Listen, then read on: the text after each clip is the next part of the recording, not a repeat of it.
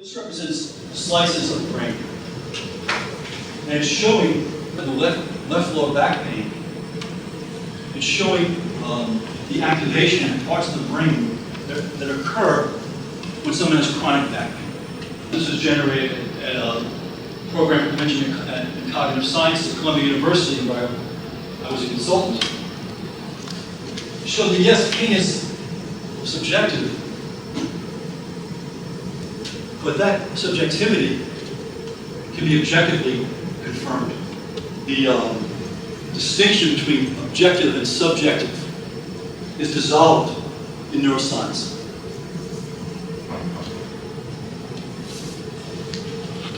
So let me tell you a little about this woman. She's 32 years old, and she was involved in a car accident. And neurologists could find basically nothing wrong with her. And the MRIs showed nothing wrong with her. And I guarantee you that if she was evaluated by a neurologist, they would say there's nothing wrong with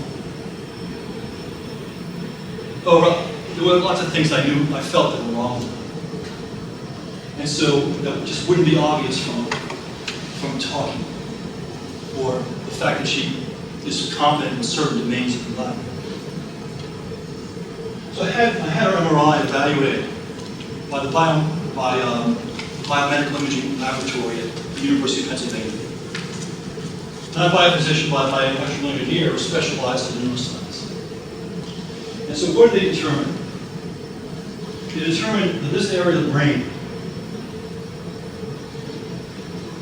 is called the orbitofrontal lobe, which governs what we call executive function. Not your intelligence, not your memory, but your pilot, your ability to govern yourself and plan, organize, and be in charge of yourself. That is suffering an atrophy as a result of this collision, a progressive atrophy as a result of this collision. And it rendered her orbitofrontal lobe equivalent to an 87-year-old. And she had lost approximately, from the time of the accident, she was 26. She lost about 50 years of brain. And so from a medical standpoint, there's been no real consequence to this accident.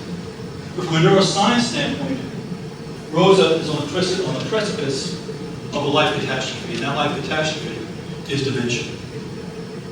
Because it's just, one of the biggest factors in dementia is the loss of brain volume.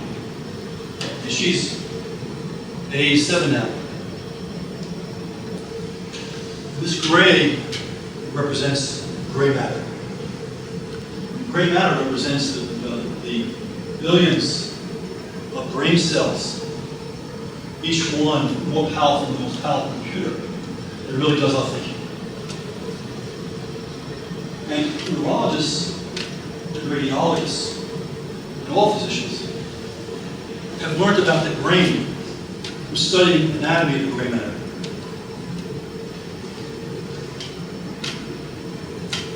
However, there's another major component of the brain. That's called the white matter.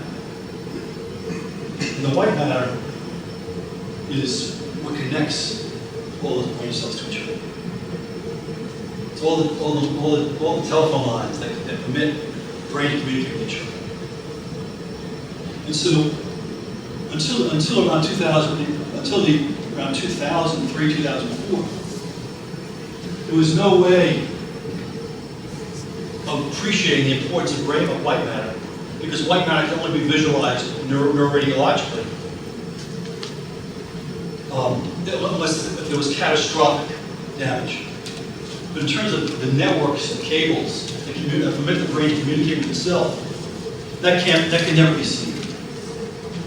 So physicians, even current day physicians, and certainly physicians who taught them when they were doing rounds during their residency, all learned on a brain model that was basically flawed.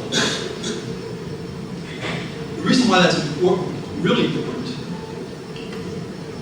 is that a lot of accidents and a lot of traumas have inflict their primary damage to the white matter initially, not the brain. Certainly motor vehicle accidents are primarily inflicted, which are the main source of civilian brain injury, inflict their major damage to the white matter, not the brain. So for decades, up to today, probably tens and hundreds of thousands of people coming out of accidents have gotten clean bills of health from their doctors, continue to suffer. We've been told that it's imagined, their problem. Because the doctors can find nothing with the gray matter, not really knowing that the issue is a white matter issue. Now the white matter issue has really become prominent because the blast injuries that American servicemen experienced in Iraq and Afghanistan are dominantly injuries to white matter. This destruction, this should all be filled with fibers. It's all gone. Now what does that mean? The brain is an electrical organ. It works by electricity. And so loss of function is expressed in an electrical compromise, in terms of electromagnetic compromise, in terms of the brain waves which the brain generates. They're all different types. And in terms of the electrical communication that occurs between brain. Once you decide that you really want to bring neuroscience into your case, you've taken on a tremendous responsibility. You've taken on the responsibility of representing that science. Because there are potentially terrible consequences of misrepresenting that science.